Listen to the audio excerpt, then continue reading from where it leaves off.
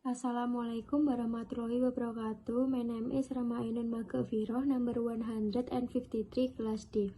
Here I will read the text of the drama An Enemy of the People, part number 4 to 6.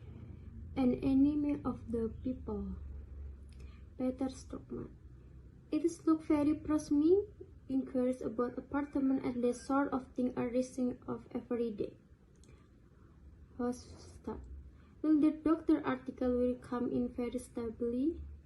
Peter Stockman. Has been writing something just lately? Hofstad.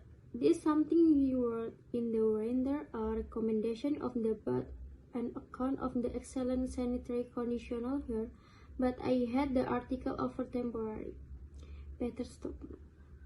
Some little difficult about it, I suppose. Hofstad. No, not at all. I thought it would be better to wait until the spring because it is just at this time that people begin to think serious about the summer requirement. Peter Stockman. Quite right. You are perfectly right, Mr. Hofstad. Yes, Thomas is really independent when it is question of the pet. Peter Stockman. Well, remember, he is the medical office, though the pet Hofstad. Yes, and what in more they out there stand to him.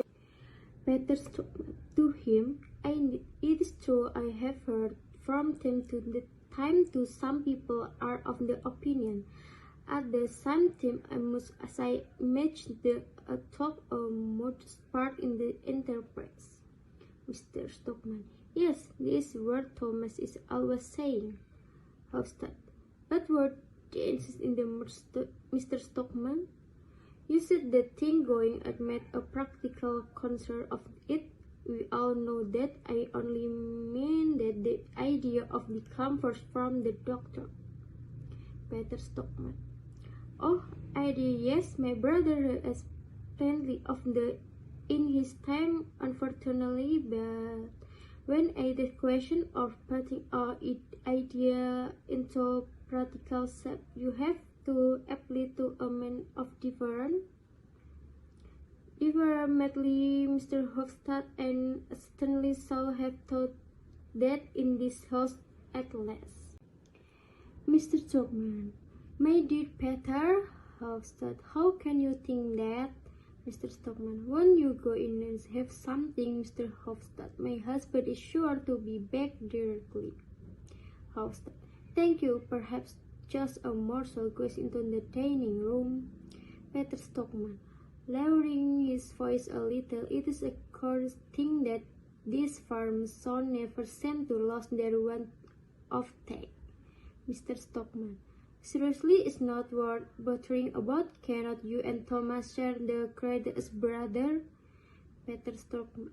I should have thought so, but apparently some people are not touched with a share. Mr. Stockman. What nonsense, you and Thomas get on so capitally together? There is a last I think goes out and open the door leading to the hall. Dr. Stockman. Logging and taking outside lock her is another ghost for you, Catherine. It's not that jolly. Come in, Captain Hoster, hang your cut up of the pack. You don't wear any overcoat. Just think, Catherine, I met him there at the street and cold-hearted persuaded him to come up. Captain Hoster came into the room and greeted Mr. Stockman. He is followed by Dr. Stockman. Come along, boys. They're ravenously hungry again, you know.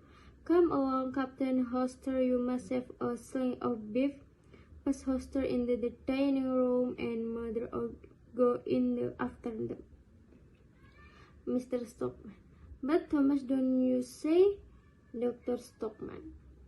Turning in the doorway. Oh, it's you, Peter. Shake his hand with him. No, that is very delicate. Peter Stockman. Unfortunately, I must go in a moment. Dr. Stockman.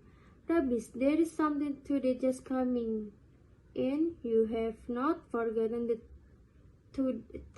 toddy, Catherine? Mr. Stockman. Of course not. The water is boiling now. Goes into the dining room. Miss Peter Stockman. Toddy too. Dr. Stockman. Yes, sit down and we will have it comfortable. Peter Stockman. Thanks. I never care about evening drinking. Dr. Stockman.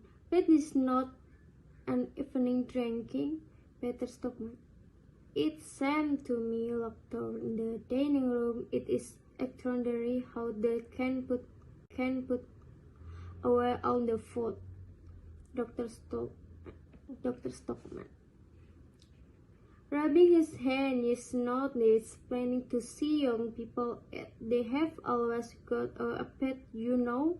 That is so be lots of food to build up their strength. The other people are going to stir up the fermenting for because of the future, Peter. Peter Stockman. May I ask whether will we find here to stir up as you put it? Dr. Stockman. You must ask the young people that when the times come, we shall not be able to say it. Of course, that stand to reason to all fogies like us. Peter Stockman. Really? I must say that is extremely odd experience too. Dr. Stockman. Oh yeah. Oh, you must not take me too literally, Peter. I am so heartily happy and contented, you know. I think it is such an extraordinary piece of good fortune to be in the middle of all this growing, germinating life. It is a splendid time to live in. It is if a whole new world were being created around one. Peter Stockman. Do you really think so? Wassalamualaikum warahmatullahi wabarakatuh.